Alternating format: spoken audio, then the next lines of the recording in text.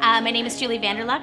I was born in Huntsville, Ontario, currently live in Toronto, and I'm owner of Redline Coffee and Espresso Bar.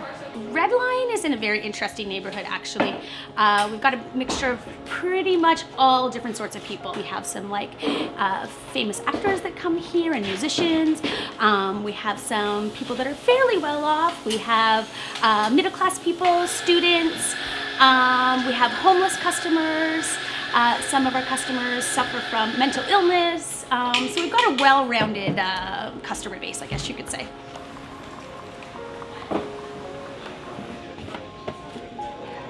My name's Sean Kidd. I'm a clinical psychologist and researcher at the Toronto Centre for Addiction and Mental Health.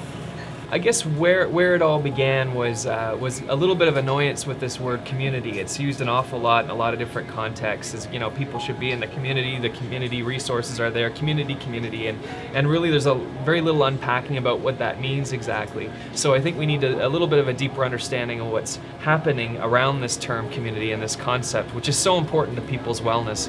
And I think a part of that, though, is not just understanding where the problems lie, which is where most of the attention is, but trying to understand where things are working well. I think we get a lot further starting at that point and spreading those kind of models around.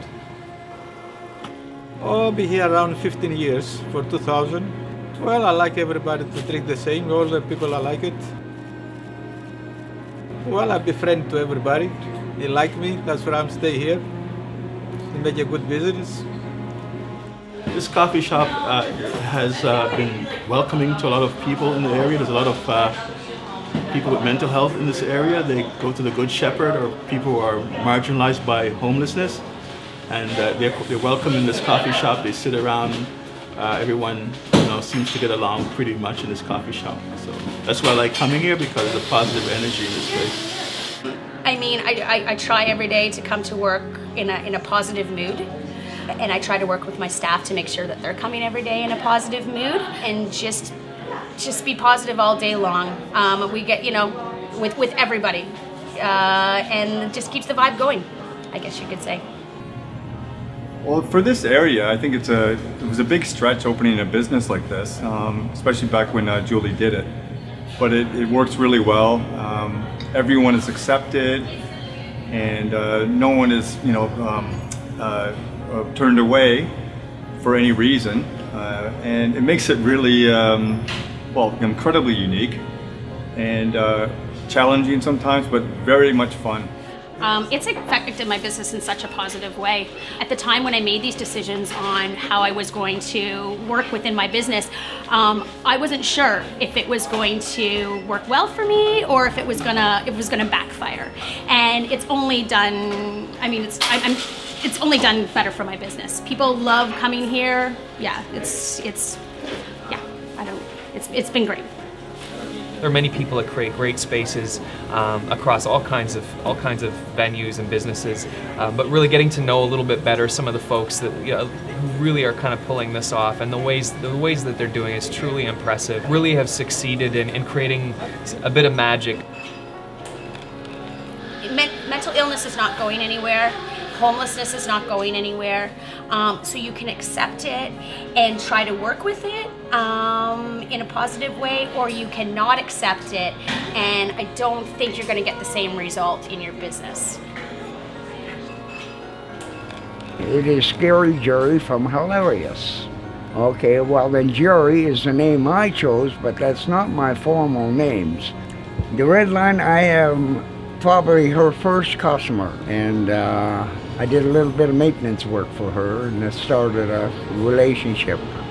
At that time she was new to the streets, and I am from the streets. And come in here, the personnel she hires all have the laughter and the gaiety to get along, and encourage others to smile, and that in spite of all the troubles you have. I think getting to know people at an individual level, getting to know people's names, engaging people individually. So, maybe when a person's not doing so hot, they come in, you know their name, you know them well, you've got a relationship there. It's easier to engage a person when that's happening. I think just a common thread of friendliness and good business practice. I mean, this isn't certainly unique to mental illness. If you're friendly with people and engage people at an individual level, you'll have a more successful business. And I guess the only other bit is really, when those challenging situations arise, is rather than going to the, you're behaving badly, you need to leave right now, that kind of stuff, is maybe trying to find a middle ground, pointing out, saying, some of the things that are happening now are kind of, making some people uncomfortable. It's not working right now, and maybe it might be best if you just stepped out for the time being. You're welcome to come back, but maybe right now is just not the best time to be here. So there's a way of engaging people, using people's names when you can, that just are useful. My name's Brian LePave, and I've been a psych patient ever since my breakdown in university. She's really gregarious, and she's quite good with people, and she's my friend. She's quite the person.